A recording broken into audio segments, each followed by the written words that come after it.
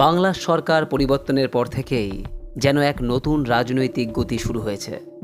প্রশাসন, আইন শৃঙ্খলা অভিযান, বুলডোজার অ্যাকশন, দুর্নীতির বিরুদ্ধে কড়া অবস্থান, সব কিছুতেই যেন দ্রুততার ছাপ। কিন্তু এখন একটা বড় প্রশ্ন উঠে আসছে, মুখ্যমন্ত্রী শুভেন্দু অধিকারী কি বড্ড বেশি তাড়াহুড়ো করছেন, নাকি বাংলার জন্য এই অ্যাগ্রেসিভ গভর্নেন্স এখনই দরকার? নমস্কার দর্শক বন্ধুরা, আমি বালা স্যার এই চ্যানেলে জানাই আপনাদের স্বাগত। আজকের ভিডিওতে কোনো রাজনৈতিক দলকে অন্ধভাবে সমর্থন বা বিরোধিতা করার জন্য নয়, বরং বাংলার নতুন রাজনৈতিক বাস্তবতা নিয়ে একটি শান্ত বিশ্লেষণধর্মী আলোচনা। বন্ধুরা, দীর্ঘদিনের রাজনৈতিক ক্লান্তি, দুর্নীতির অভিযোগ, রাজনৈতিক হিংসা, চাকরির হতাশা, এই সবের মধ্যে বাংলার একটা বড় অংশ পরিবর্তন চেয়েছিল। আর তার জন্যই দীর্ঘ 15 বছরের তৃণমূল সরকার পরিবর্তন হয়ে এসেছে নতুন সরকার, বিজেপির সরকার। মানুষ শুধু সরকার বদল চায়নি, মানুষ চেয়েছে একটা নতুন প্রশাসনিক সংস্কৃতি। আর সেই কারণেই নতুন সরকার আসার পরপরই মানুষ দ্রুত অ্যাকশন দেখারও প্রত্যাশা করতে শুরু করে। দীর্ঘদিন পরিবর্তনের অপেক্ষায় থাকা মানুষ এখন খুব দ্রুত ফলাফল দেখতে চাইছে। আর এই পাবলিক প্রেশারও নতুন সরকারের ওপর বিশাল চাপ তৈরি করছে। দ্বিতীয় যে বড় প্রশ্নটি উঠে আসছে তা হলো শুভেন্দুবাবুর রাজনৈতিক স্টাইল। শুভেন্দু অধিকারীর রাজনৈতিক স্টাইল শুরু থেকেই অ্যাগ্রেসিভ এবং সংঘাতমূলক।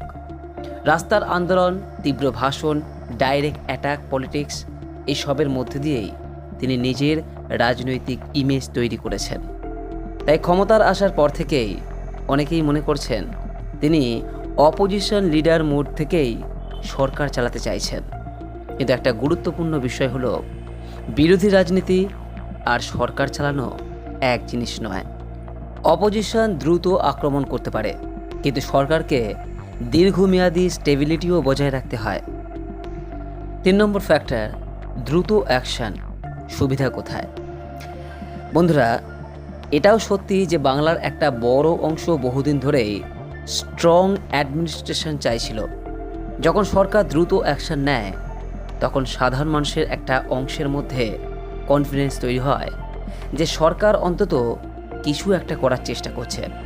বিশেষ করে দুর্নীতির বিরুদ্ধে অভিযান, প্রশাসনিক কড়াকড়ি, illegal construction issue, law and order নিয়ে কড়া অবস্থান, এইসব অনেকের কাছে নিঃসন্দেহে ইতিবাচক বার্তা দেয়। আজ সোশ্যাল মিডিয়ার যুগে সরকারগুলোর উপর ইনস্ট্যান্ট অ্যাকশন দেখানোর চাপও অনেক বেড়ে গেছে। মানুষ এখন দ্রুত রেজাল্ট দেখতে চায়। আর সেই কারণেই অনেক সরকার অ্যাগ্রেসিভ প্রশাসনিক ইমেজ তৈরি করার চেষ্টা করে। আর সেটাই হয়তো আমরা দেখতে পাচ্ছি। চতুর্থ অংশ, বুলডোজার পলিটিক্স। এটি আইন নাকি আতঙ্ক? বন্ধুরা, এখানেই শুরু হচ্ছে সবথেকে বড় বিতর্ক। বুলডোজার পলিটিক্স কি সত্যিই আইন প্রতিষ্ঠার প্রতীক, নাকি এটা ফেয়ার বেসড গভর্নেন্সের শুরু? ভারতের বিভিন্ন রাজ্যে বুলডোজার অ্যাকশন নিয়ে ইতিমধ্যেই বড় বিতর্ক তৈরি হয়েছে। সমর্থকদের মতে অবশ্য আইনের বিরুদ্ধে গেলে কঠোর ব্যবস্থা অবশ্যই নেওয়া দরকার, তাই এই বুলডোজার অ্যাকশন। তবে সমালোচকদের মতকে উড়িয়ে দেওয়া যায় না। আইনের শাসন আদালতের মাধ্যমে হওয়া উচিত, সিম্বলিক ডিস্ট্রাকশনের মাধ্যমে নয়। আইনের কঠোর প্রয়োগ জরুরি, কিন্তু ডিউ প্রসেস বজায় রাখাও গণতন্ত্রের বড় অংশ। আর বাংলার মতো পলিটিক্যালি সেন্সিটিভ রাজ্যে এই ধরনের অ্যাগ্রেসিভ প্রশাসনিক স্টাইল ভবিষ্যতে আরও পোলারাইজেশন তৈরি করতে পারে বলে অনেকেই আশঙ্কা প্রকাশ করছেন। পঞ্চমত বন্ধুরা, বাংলার রাজনৈতিক সংস্কৃতি ইউপি কেন্দ্রিক নয়। একটি গুরুত্বপূর্ণ বিষয় অবশ্যই আমাদের মনে রাখা দরকার যে বাংলার রাজনৈতিক এবং সাংস্কৃতিক চরিত্র কখনোই কিন্তু ইউপি অর্থাৎ উত্তরপ্রদেশের মতো নয়।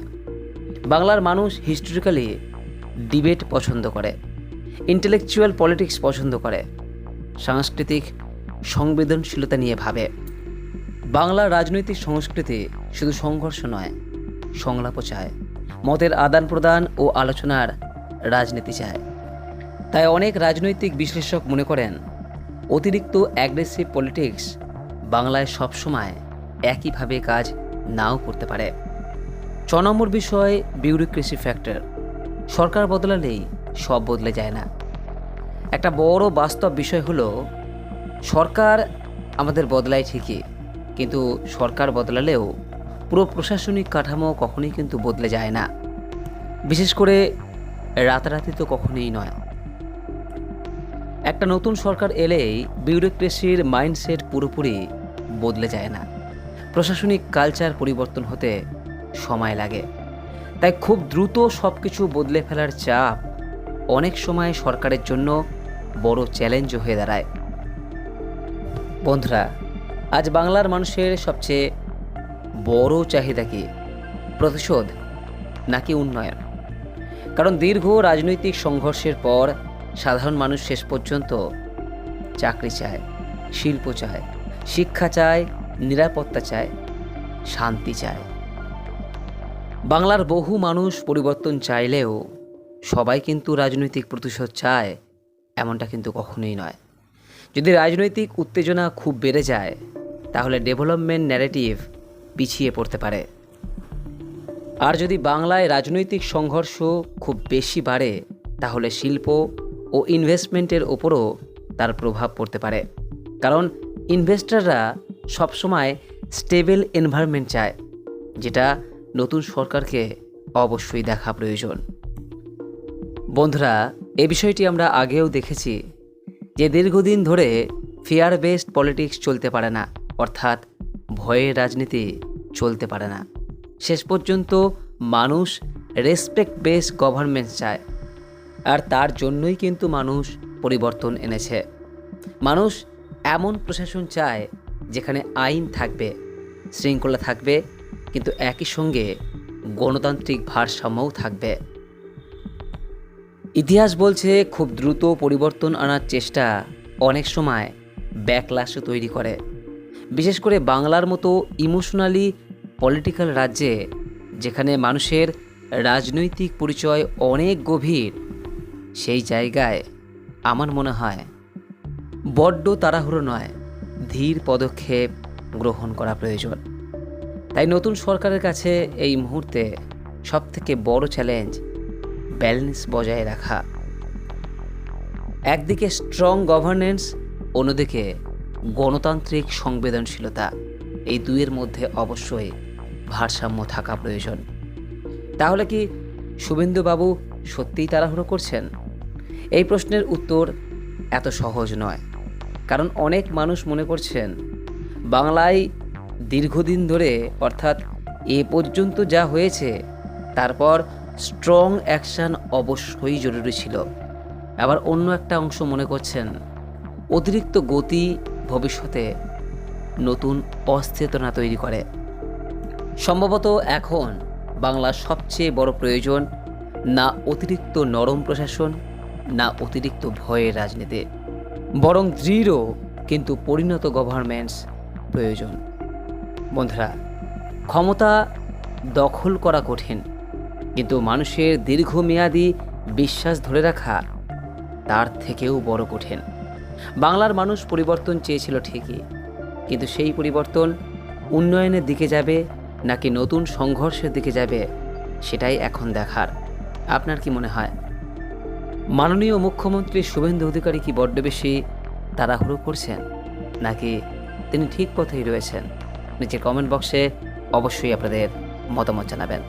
সকলেই ভালো থাকুন, সুস্থ থাকুন এই কামনা করে আজকের মতো ভিডিওটি এখানে শেষ করলাম। নমস্কার, ধন্যবাদ, জয় হিন্দ, বন্দে মাতরম।